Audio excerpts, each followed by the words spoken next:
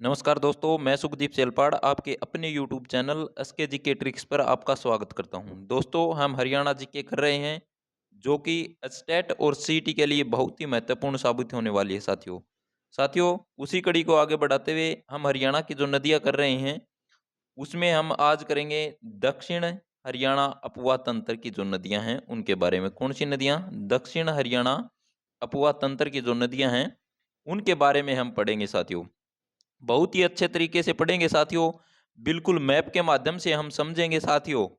आपसे निवेदन है कि आप हमारे चैनल को सब्सक्राइब जरूर कर लीजिए और बेल आइकन दबा लीजिए, क्योंकि हम हर रोज हरियाणा जीके से रिलेटेड टॉपिक वाइज जीके कर रहे हैं ताकि उसका लाभ आपको भी मिल सके।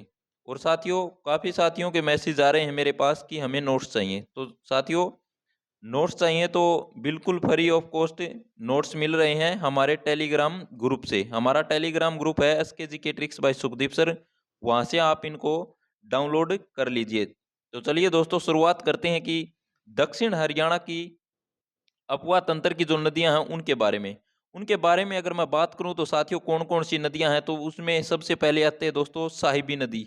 उसके बाद साथियों इंदौरी नदी। उसके बाद साथियों कृष्णावती या इसी को कहते हैं कसौती नदी। उसके बाद है दोस्तों दोहान नदी। दोहान नदी को ही दूहन नदी भी बोला जाता है साथियों, ये बात आपको याद रखनी है। तो अब हम पढ़ने वाले हैं उस नदी का नाम है साथियों, कौन सी नदी है? तो उस नदी का जो नाम है वो है साथियों साहिबी नदी। साहिबी नदी के बारे में हम पढ़ेंगे साथियों, वो भी बिल्कुल मैप के माध्यम से साथियों। मैप के माध्यम से अगर मैं बात करूं साथियों तो देखिए मैप थोड़ा बड़ा है।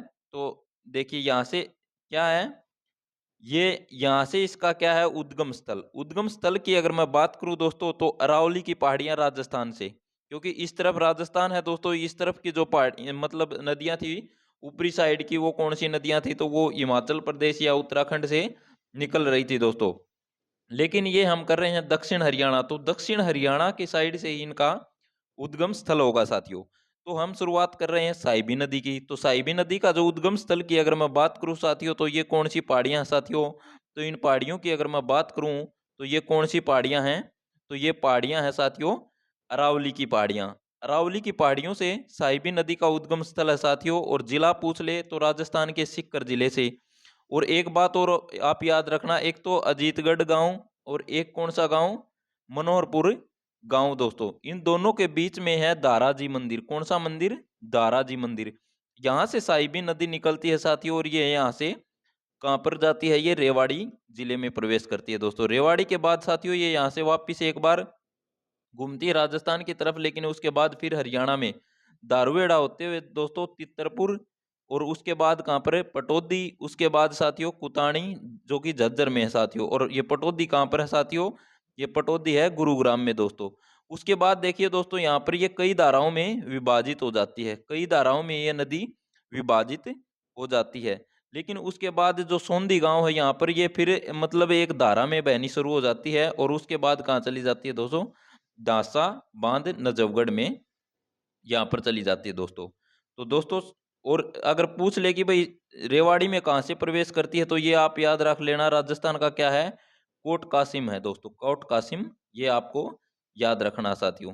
उसके बाद हम इसके बारे में पढ़ेंगे साथियों, बहुत ही आसान तरीके से एक एक बातें हम साहिबी नदी के बारे में पढ़ने वाले हैं साथियों। देखिए सबसे पहले हम देखते हैं साथियों कि साहिबी नदी है जो ये कौन सी नदी है? ऋग्वैदिक कालीन नदी है। कौन सी नदी है? ऋग्वैदिक कालीन नदी है साथियों।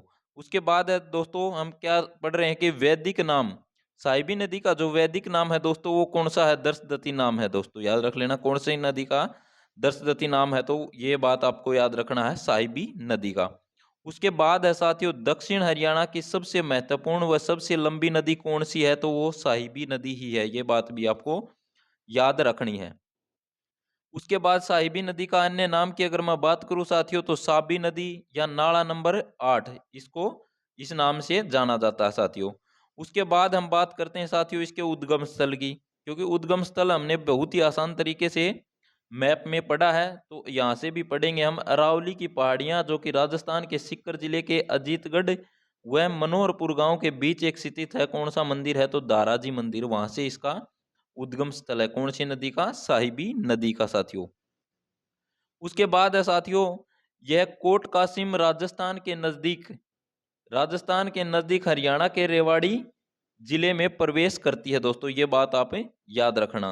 उसके बाद है साथियों, साहिबी नदी स्पष्ट मार्ग तितरपुर मसाणी गांव में रेवाड़ी में बहती है दोस्तों, ये बात भी आपको याद रखना। उसके बाद है दोस्तों, साहिबी नदी है दोस्तों, ये अनेक कई जलधाराओं में, मैंने मैप के माध्यम से बताया कि ये कई जलधाराओं में विभाजित हो जाती है। तो ये कहाँ पर होती है? तो ये कुताणी गांव में हो जाती है। कुताणी गांव कहाँ पर है साथियों? झज्जर में है। कहाँ पर है? झज्जर जिले में है, जिसको शहीदों का शहर भी कहा जाता है। शहीदों का शहर किसे कहा जाता है? झज्जर जिले को कहा जाता है दोस्तों। उसके बाद है साथियों, अनेक जलधाराएं वापिस एक नदी के रूप में परिवर्तित हो जाती हैं, जो कि साहिबी नदी बनती है। तो वो कहाँ पर? तो दोस्तों वो सोंधी गांव है दोस्तों। कौन सा गांव है? सोंधी गांव। सोंधी गांव कहाँ पर है साथियों? झज्जर में दोस्तों, ये बात भी आपको याद रखनी है। उसके बाद है साथियों, अंत में दासा बांध, ठीक है, अंत में मैप में बताया मैंने कि अंत में दासा बांध या नजफगढ़ झील में अपना पानी गिराती है। कौन सी नदी गिराती है? साहिबी नदी। साहिबी नदी है दोस्तों, ये यमुना की सहायक नदी है। कौन सी नदी की सहायक नदी है? तो यमुना नदी की सहायक नदी है साहिबी नदी। उसके बाद है साथियों, इस नदी की सहायक नदियों की संख्या 100 होने के कारण ही इस नदी का नाम साहिबी रखा गया साथियों। इस नदी की सहायक जो नदियां थी वो 100 होने के कारण ही इसका क्या नाम रख दिया गया? साहिबी नदी। हरियाणा में इसकी कुल लंबाई की अगर हम बात करें साथियों, तो इसकी कुल लंबाई 120 किलोमीटर हरियाणा में साहिबी नदी की दोस्तों। उसके बाद दोस्तों हम बात करते हैं इसकी सहायक नदियां। इसकी सहायक नदियों की अगर मैं बात करूं साथियों, तो इसकी सहायक नदियों की अगर हम बात करें, तो एक तो इसकी सहायक नदी कौन सी है? इंदौरी है दोस्तों। कौन सी है? इंदौरी है।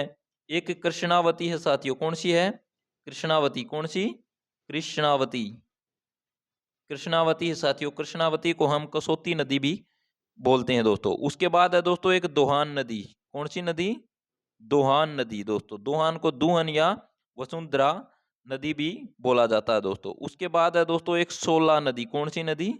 सोला नदी।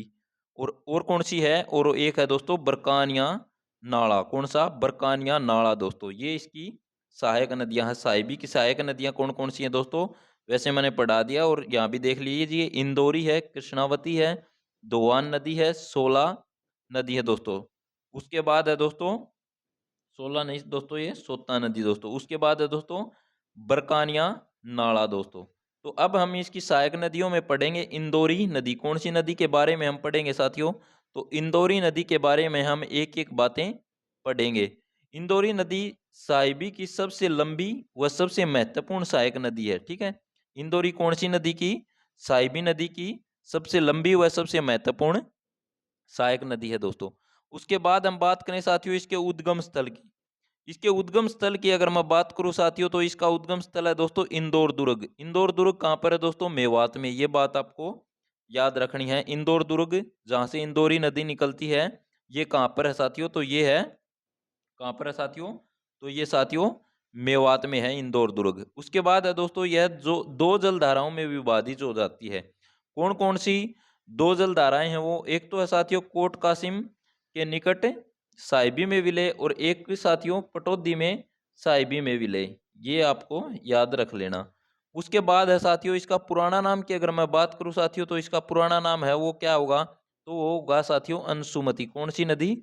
अंशुमती नदी इसका पुराना नाम है साथियों। पुराना नाम क्या है? अंशुमती नदी। देखिए दोस्तों, पुराना नाम क्या है?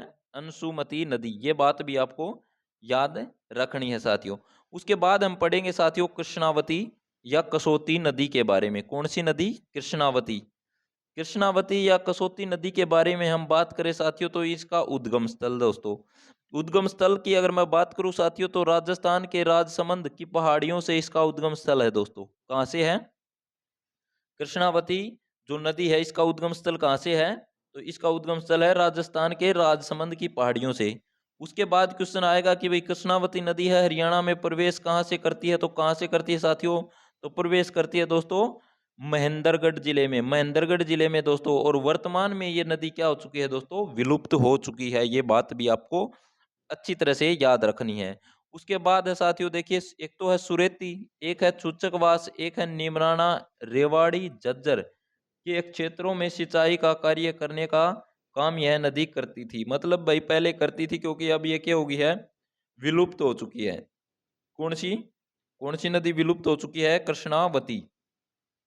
उसके बाद है दोस्तों, यह साहिबी की सहायक नदी होती थी, यह साहिबी नदी की सहायक नदी होती थी दोस्तों, ये बात भी आपको याद रखनी है।